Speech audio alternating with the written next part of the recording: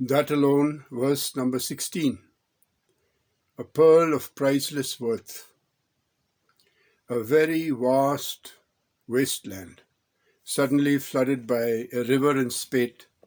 Thus comes the sound that fills the ears and opens the eye, that fills the ears and opens the eyes of the one who is never distracted. Such should be the experience of the seer par excellence. Commentary. To many people, this world is like a desert. When they retrospect and look for what they have achieved in life, they see nothing worthwhile that they have attained. It fills them with great sorrow.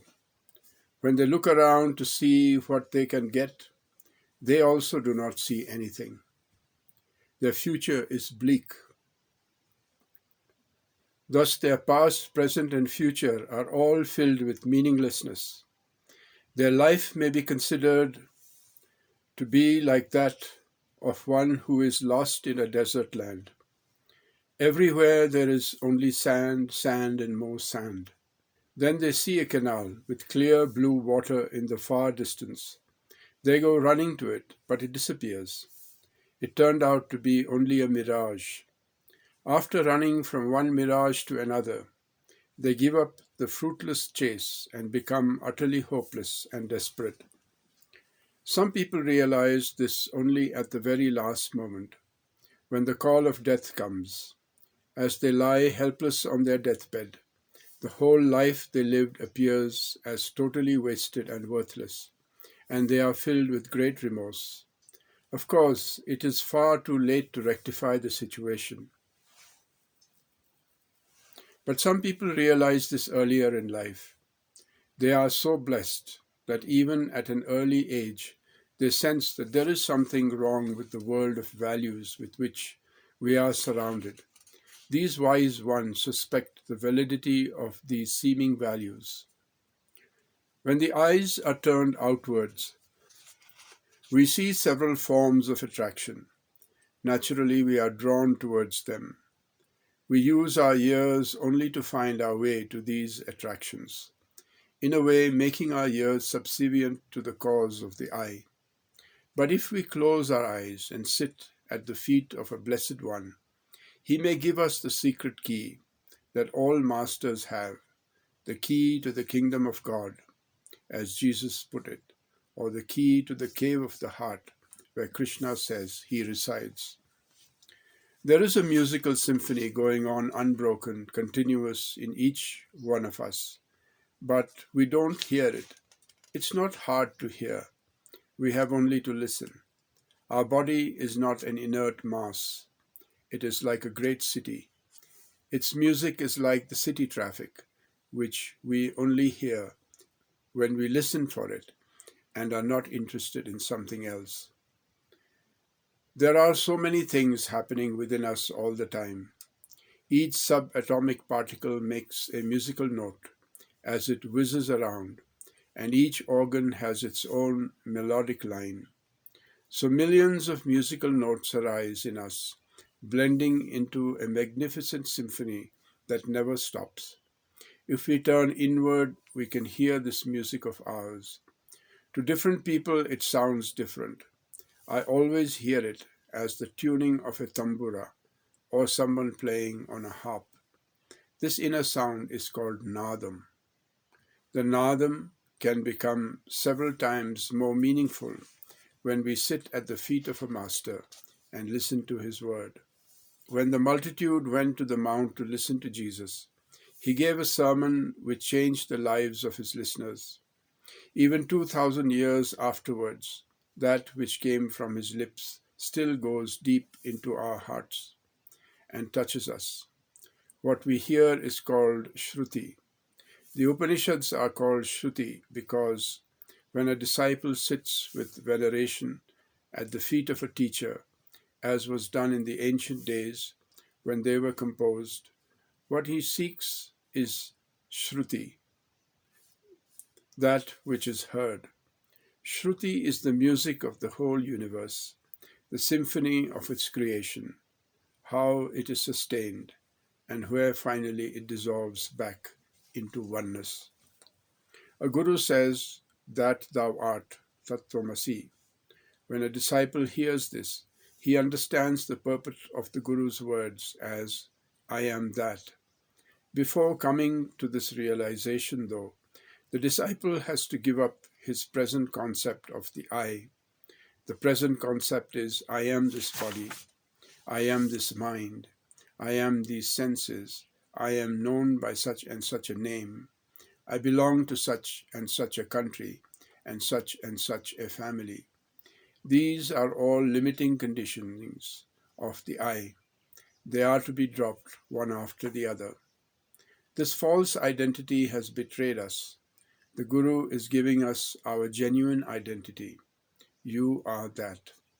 This is known as Upadesha Vakya, the dictum of instruction, Tattvamasi. Once there was a young man named Shvetaketu.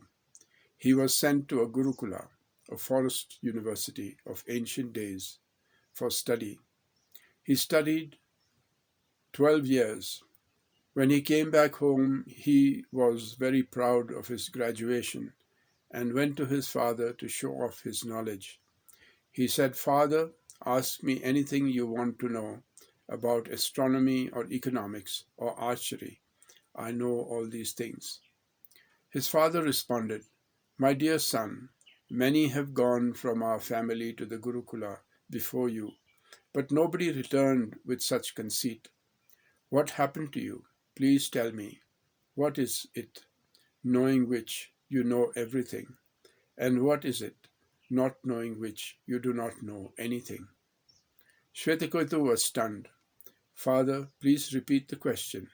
I have never heard such a question before. You please tell me what it is, knowing which you know everything, and what it is, not knowing which you do not know anything. My dear Father, I think my teachers also do not know this, otherwise they would have taught me. So I prostrate at your feet. Accept me as your dear disciple. Teach me. Okay, I shall teach you. Go and bring a fruit from a fig tree, said his father. He went and brought one. Now cut it. Look into it. What do you see? I see very little tiny seeds. Each seed is so small, smaller than a mustard seed. Cut that. So he cut it. What do you see now? Almost nothing, just a little white stuff. From where does a fig tree come, my son? From that. So this is that which becomes the fig tree. Yes, Tattvamasi, Shvetaketu, that thou art, my son, that which looks invisible and yet becomes all this. You are that. Then Shvetaketu was asked to put some salt crystals in a vessel of water and bring it. His father asked him, Where is the salt? Father, it is dissolved. Now touch on the surface and taste it. He tasted it. It is salty. Now touch the side and taste. Salty. Put your finger at the bottom and taste it. It is salty. The salt which is invisible and yet pervades every drop of water. That you are, my son, Tattvamasi, Shvetaketu. The father went on taking a number of examples, showing over and over how one reality pervades everything and seems to be many. When the fig seed changes into a sapling, leaves come from it, which are very different from its roots, very different from the seed itself. Then flowers come which are different from the leaves. The fruit is again different. So many formal variations come from one source, yet they are all one. So this is Upadesha Vakya, the dictum of instruction. For meditating on the instruction, two other dictums are given. They are called Manana Vakya, the dictums for meditation. One of these is Prajnanam Brahma. When you are deep asleep, consciousness is filling that state, which has within it no division of subject and object, and yet it has all the possibilities of becoming the dream or the wakeful through the slightest stimulation. Prajna, or the seed ground of all this universe, is within you as the basis of consciousness. It opens up as every form in the dream, and it unfolds as everything seen in the external world. Knowing this, you say, all these variations which I see here are all modifications of my own prajna, prajnanam Brahma. All the variations that I see in the form of this cosmic universe are none other than the Absolute. This universe is not a separate thing. It is an extension of our own self. It is not something that can be rejected. It is to be endeared to us. This world is our self. When I see everyone here as my own self, I become many times more responsible. My responsibility is an unlimited liability. I owe everything to everyone. I am not only my brother's keeper, I am responsible to the whole universe in preserving its truth and maintaining its law, its rhythm. I am fully committed. I turn inward and meditate. I don't see any sun or moon, no vegetation, no human beings, no birds or animals. This is the subjective world of pure thoughts and feelings. All this is coming from a light within me, which is like a ceaseless spring, a fountain from which the stream of consciousness flows. This is my Atman, my soul. The other Manana Vakya is I am Atma Brahma. The soul is Brahman, the Absolute. If you open your eyes, that world is yours and you are that, and that is Brahman. If you close your eyes, that's Brahman too. Inside and outside, all the time, you see only that. This reverberates in your mind. My Guru said, you are that thou art.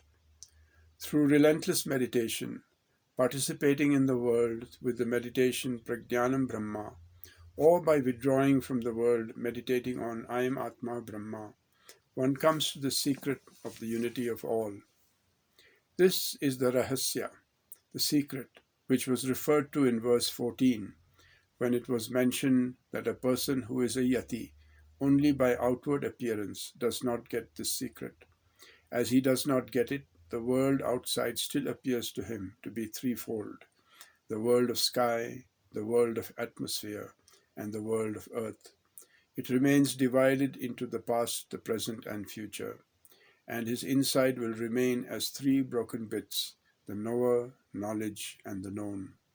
But when one gains this inner secret, he is no more a kapata yati, no more a yati in appearance alone. He is a yati varayan, a noble seer of a restrained life. The unbroken symphony which one hears in one's own physical body, and the new realization which comes from the word of the Guru, that everything is one, extends the song, extends the symphony, until it fills the three worlds with a great resonance. It is like the rumblings of an ocean. You hear your inner world filled with this one music. Earlier we were told that there is a light which is not kindled, not lit. When you are sleeping and waking and thinking many thoughts, this light is looking on intently, seeing everything, witnessing everything, and illuminating everything. That eye is always within you. But as you were running after the mirage in the desert, you were turned away from it. Instead, you were using two external eyes of distraction. When you hear this all-filling sound of musical ecstasy, the eye of wisdom opens. When it opens, you see everything through it. Now all your desires are absolved. You have no more any desire. Your happiness is such that it can be compared to no happiness. There is no greater happiness than this. Such a seer should be the model for our minds. In the 60th verse, there is a quintessence of all that was taught in the previous 15 verses. We began with, in and beyond the knowledge which shines at once within and without as the knower. is the Karu, to that with the five senses withheld, prostrate again and again with devotion and chant. One who is withdrawing the eyes is called a Yati. The restrained seer is given in the very first verse. Ordinary knowledge is the desert of this verse. When you transcend ordinary knowledge and go beyond, then alone you see the one reality, which is shining outward and inward all at once, both as the cosmos and the psychic world. In the second verse, we were told that it is one sun in the firmament, which is seen as all this. When you listen to the word and meditate, it opens your eye. The eye that is not only seeing all, but has created all this for you. The Upanishads say, what eye, that world. Yatha drishti, tatha srishti. What you see, that is your world. The British Scientists Association says we believe what we see. The fact is, we see what we believe. We always try to see to establish our belief. So if you are becoming one with the Absolute, you see the Absolute everywhere. Then we were told of the surface of the ocean and the grand treasury of values in its depths. Here, when wisdom prevails like a flood, the wasteland of your life becomes an oceanic treasure. What were previously only grains of sand are now transformed into pearls of priceless worth. Everyone you meet, everything that happens, previously it was only a grain of sand. Now it's a pearl of great price. Life becomes so enriched by the change in our attitude and in our vision. What could be more wonderful, more beautiful than this? And the free translation of this verse is as follows. Verse 16. To one well established in the self, the secret of the word comes as a cosmic sound. It fills one's ears and drowns everything in them, like a flooded river inundating a desert. Just as it opens one's inner ear, it also opens the eye of the inner self.